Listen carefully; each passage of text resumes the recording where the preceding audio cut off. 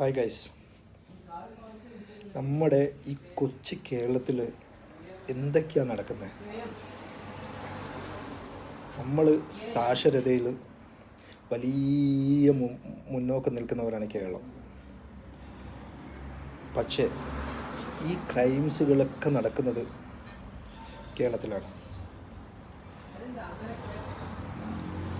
കേരളത്തിൽ നമ്മൾ പല ക്രൈം സീരീസ് എന്തൊക്കെയാണ് നടക്കുന്നത്? മോളെ അച്ഛൻ കൊല്ലുന്നു, അച്ഛനെ മക്കൾ കൊല്ലുന്നു, അതുപോലെ മക്കളെ അച്ഛൻ റേപ്പ് ചെയ്യുന്നു, അതുപോലെ കൂട്ടബലാത്സംഗം നടക്കുന്നു. എന്തൊക്കെയാണ് നടക്കുന്നത്? നമ്മൾ ഇത്തിരി അധപ്പതിച്ചു പോയോ? കേരളം ഇത്തിരി അധപ്പതിച്ചു പോയി. എനിക്ക് മനസ്സിലാവുന്നില്ല. നമ്മൾ കേരളത്തിനെ മറ്റുള്ള രാജ്യങ്ങൾ നോക്കിക്കാണുന്നത് ഒരു ഭയങ്കര സംഭവമായിട്ടാണ്. അതിനൊക്കെ നാണം കെടുത്തുന്ന രീതിയിൽ നമ്മൾ ഈ വൃത്തികെട്ട ഈ ജന്തുക്കൾ ഇതുപോലത്തെ പണിയെടുത്ത് വെക്കുക. ഇന്നലെ കാണുന്നില്ല കോഴിക്കോട് നടന്ന സംഭവം? വെറുപ്പാകുകയാണ്. എൻ്റെ അഭിപ്രായത്തിൽ കൊണ്ടുപോയിട്ട് ഈറ്റിങ്ങളെല്ലാം കൊണ്ടുപോയിട്ട് എന്ത് ചെയ്യണമെന്ന് വെച്ച് കഴിഞ്ഞാൽ ഏതും ഞാൻ പറയുന്നില്ല.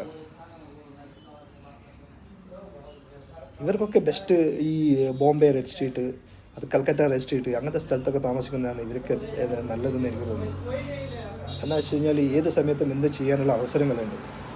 ഇതങ്ങനെയല്ല. ഇത് പച്ചയായ മനുഷ്യന്മാർ, ഒന്നും ചിന്തിക്കാത്ത പെൺപിള്ളേർ അവരുടെ മേത്തൊക്കെ പാഞ്ഞും കയറി വേണ്ടാത്ത വൃത്തിയോടൊക്കെ ചെയ്ത് അവരുടെ ജീവിതം കളയണം. അതുപോലെ മീഡിയക്കാരൊക്കെ ഒന്ന് ശ്രദ്ധിക്കണം. മീഡിയക്കാരെന്ന് വെച്ച് കഴിഞ്ഞാൽ നമ്മൾ ഇത്തരം റേപ്പ് കേസൊക്കെ, ഇത്തരം ഈ വൃത്തിഹീനമായ കേസൊക്കെ നമ്മളെന്ന് വെച്ച് കഴിഞ്ഞാൽ ആ പെൺകുട്ടിയുടെ ഈ മനസ്സിന് ഒരു വേദന വരുന്ന രീതിയിൽ സംസാരിക്കാൻ പാടില്ല. എന്തൊക്കെയാണ് നടക്കുന്നത്? ഇത് കേരളമാണ് ശരിക്കും.